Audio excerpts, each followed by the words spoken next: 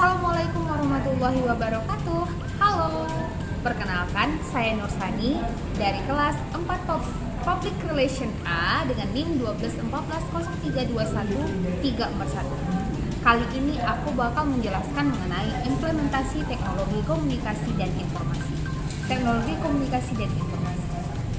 Nah, berbicara tentang teknologi komunikasi dan informasi itu bukan lagi hal yang jarang bagi kita, karena kita sekarang ini hidup di tengah-tengah dari perkembangan teknologi komunikasi dan informasi yang sangat pesat, dan kita itu tidak bisa menolak kedatangan teknologi itu. Karena apa? Karena aspek di samping kita berada di lingkungan yang penuh dengan teknologi, kita juga tidak bisa ketinggalan terhadap teknologi yang baru gitu. Nah, kita akan bahas mengenai implementasi teknologi komunikasi dan informasi. Berbicara tentang implementasi, jikalau teknologi komunikasi itu merupakan suatu proses inovasi, maka membutuhkan waktu yang lama untuk mengimplementasikannya, karena cakupannya itu luas. Nah, berbicara tentang proses inovasi itu sendiri, kita bisa menggunakan proses inovasi yang dikemukakan oleh Everett, yaitu tentang inisiasi dan implementasi. Yang pertama, inisiasi. Ketika kita menemukan suatu teknologi yang baru, kita tidak langsung menerimanya, tetapi kita terlebih dahulu mencari tahu informasi apa, kemudian apa sih teknologinya, kemudian bagaimana cara menggunakannya, baru kita bisa terima. Jadi dapat disimpulkan bahwasanya inisiasi itu yaitu berusaha, di mana usaha kita untuk mengumpulkan informasi tentang teknologi komunikasi, kemudian memahaminya dengan seksama, baru merencanakannya serta mengadopsinya. Nah, dalam proses ini itu ada dua tingkatan. Yang pertama ada agenda setting, yang kedua ada meeting. Nah, agenda setting itu apa sih?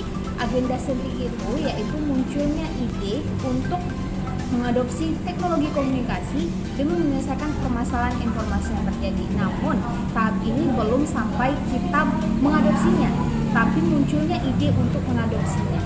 Kemudian yang kedua ada matching. Matching itu adalah kecocokan dari kebutuhan komunikasi dengan teknologi yang terjadi. Ibaratnya di sini kita sudah mulai nih mempertimbangkan apa sih keuntungan dari teknologi itu, kemudian seluk-beluknya apa, resikonya apa, baik buruknya apa, apakah kita benar-benar membutuhkan teknologi itu atau tidak, itu dijelaskan dalam proses matching. Dan yang kedua itu ada implementasi. Kita juga udah nggak asing dengan implementasi. Implementasi itu merupakan penerapan. Maksudnya penerapan di sini adalah penerapan teknologi komunikasi dalam kehidupan kita. Ada 3 tingkatan dalam tahap implementasi. Ada yang pertama redefining, kemudian ada clarifying, dan yang ketiga ada routinizing. Nah, redefining itu merupakan di mana kita mengatur, kemudian menyusun, bahkan memodifikasi struktur organisasi atau mental untuk keperluan teknologi komunikasi. Kenapa hal ini sangat penting? Karena dalam pemasukan teknologi komunikasi itu teknologi komunikasi itu secara tidak langsung mengubah tata kehidupan kita. Oleh sebab itu diperlukan tahap redefining. Yang kedua, tahap clarifying. Tahap clarifying di sini adalah kita menjelaskan tentang teknologi komunikasi yang akan hadir dalam kehidupan kita. Untuk apa? Agar teknologi komunikasi yang nantinya bisa kita terapkan itu tidak asing lagi bagi kita. Dengan memperkenalkan teknologi-teknologi yang ada. Misalnya nih ada handphone terbaru gitu. Kita memperkenalkan dulu bahwa teknologi ini loh handphonenya gitu. Dan yang ketiga itu ada routinizing. Routinizing di sini adalah bahwasanya teknologi itu bukan lagi hal yang asing bagi kita, tetapi teknologi itu sudah menjadi struktur tatanan dalam kehidupan kita. Artinya teknologi itu sudah sangat perlu dalam kehidupan kita dalam menjalankan aktivitas kita. Selanjutnya kita akan membahas mengenai difusi inovasi. Ketika teknologi komunikasi datang di kehidupan kita tidak akan langsung menerimanya, karena ada berbagai tahap yang perlu kita lakukan dalam proses penerimaan tersebut. Mungkin teknologi itu ditemukan, kemudian yang kedua disebarkan, kemudian diimplementasikan di dalam masyarakat. Nah, menuju proses implementasi tersebut itu mempunyai banyak sekali penolakan yang terjadi dalam masyarakat. Hal itu disebabkan oleh 3 faktor. Yang pertama ada kebiasaan, yang kedua ada pola pikir, kemudian ada kemapanan. Nah, kebiasaan di sini maksudnya adalah ketika teknologi masuk ke dalam kehidupan kita, itu otomatis akan mengubah kebiasaan-kebiasaan yang sudah kita jalankan selama ini. Misal seseorang itu biasanya biasa gotong royong gitu. Nah, ketika teknologi itu masuk, kemudian gadget ada di HP di tangan dia, maka dia otomatis akan mengubah kebiasaan yang suka gotong royong itu, ya dia sibuk dengan gadgetnya mungkin gitu. Yang kedua ada pola pikir. Nah, pola pikir di sini teknologi komunikasi yang hadir di kehidupan masyarakat itu akan mengubah pola pikir masyarakat, atau mungkin pola pikir yang menganggap bahwa teknologi itu sebenarnya selama ini merusak. Namun ketika teknologi datang, maka pola pikir tersebut berubah. Dan yang ketiga ada kemapanan. Bahwasanya teknologi komunikasi dan informasi itu memiliki dua dampak, yaitu positif dan negatif. Dari situ, kemapanan itu sering membuat orang menolak sesuatu yang lambat laun itu akan diterima. Awalnya dia nolak nih, akhirnya dia terima. Misalnya apa?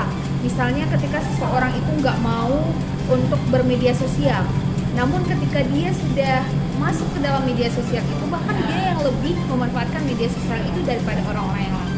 Itu juga merupakan suatu kemapanan. Menurut Everett M. Rogers, itu ada 4 elemen dari difusi inovasi.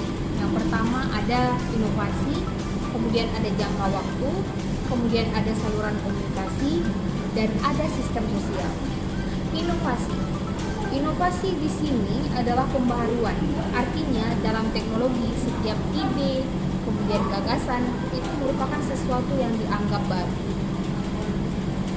Kita hari ini merupakan menggunakan teknologi dengan berbagai inovasi yang sangat panjang karena banyak hal yang baru dalam teknologi yang kita gunakan. Kemudian yang kedua ada jangka waktu yang berhubungan dengan dimensi waktu. Kapan kita akan menerima proses difusi inovasi tersebut gitu. Nah, ketika ada saluran komunikasi. Saluran komunikasi itu merupakan saluran bagaimana kita menyampaikan pesan-pesan difusi itu dari pemberi ke penerima. Misalnya kalau ditujukan kepada halayak, kita menggunakan komunikasi massa. Kemudian jika ditujukan kepada individu, kita menggunakan komunikasi interpersonal. Misal saya ingin mengatakan kepada seluruh masyarakat Universitas Riau bahwasanya ada teknologi terbaru IRES gitu. Maka itu komunikasi massal. Namun jika saya ingin mengatakan bahwasanya ayo kita menggunakan ini, yuk kita beli iPhone ini yuk kepada teman saya, itu merupakan komunikasi interpersonal. Dan yang keempat itu ada sistem sosial. Sistem sosial itu merupakan suatu kumpulan di mana orang-orang tersebut ingin memecahkan masalah di dalam perkumpulan tersebut. Ada 5 tahap proses adopsi teknologi komunikasi. Yang pertama ada tahap pengetahuan, kemudian ada tahap persuasi, kemudian ada tahap pengambilan keputusan, ada tahap implementasi, dan ada tahap konfirmasi. Tahap pengetahuan. Tahap pengetahuan di mana seseorang itu belum mengetahui seluk-beluk dari teknologi itu sendiri. Dari situ dia sudah mencari pengetahuan apa teknologi itu, kemudian ingin mencari lebih jauh tentang teknologi itu. Yang kedua ada tahap persuasi. Itu berada pada seseorang yang menerima teknologi. Apakah dia itu sudah mengukur keuntungan yang diterima dari dia mengadopsi inovasi tersebut. Yang ketiga ada tahap mengambil keputusan. Nah, di tahap pengambilan keputusan ini dia sudah mulai menentukan apakah dia akan mengadopsi teknologi itu atau bahkan menolaknya. Yang keempat itu tahap implementasi. Nah, di tahap implementasi ini seseorang itu sudah mulai mengadopsi inovasi, yaitu sudah mulai mengadopsi, kemudian mempelajari secara lebih jauh apa yang akan diadopsinya. Dan yang kelima ada tahap konfirmasi. Di tahap konfirmasi ini seseorang itu sudah mempertimbangkan baik buruk dari dia mengadopsi dari teknologi komunikasi ini. Artinya dia sudah paham konsekuensi apa yang akan dibuatnya dengan keputusan yang dibuatnya itu sendiri. Terakhir ada 5 faktor penentu dalam implementasi teknologi. Yang pertama ada sistem sosial, yang kedua ada kesadaran individu, yang ketiga ada tingkat kebutuhan masyarakat, yang keempat ada kepentingan kekuasaan, dan yang kelima ada tekanan pihak lain. Yang pertama itu ada sistem sosial. Sistem sosial ketika kita dalam masyarakat kita dituntut untuk melaksanakan dan mengimplementasikan dari teknologi itu sendiri. Yang kedua ada kesadaran individu. Kesadaran individu di sini dia sadar bahwasanya teknologi itu sangat dia butuhkan dalam kehidupan dia. Misalnya kita sadar bahwa teknologi itu bermanfaat untuk pendidikan atau bermanfaat untuk proses pembelajaran kita, maka kita sadar kita harus menggunakan dan menerima dan beserta mengimplementasikan dari teknologi itu sendiri. Yang ketiga, tingkat kebutuhan masyarakat akan inovasi.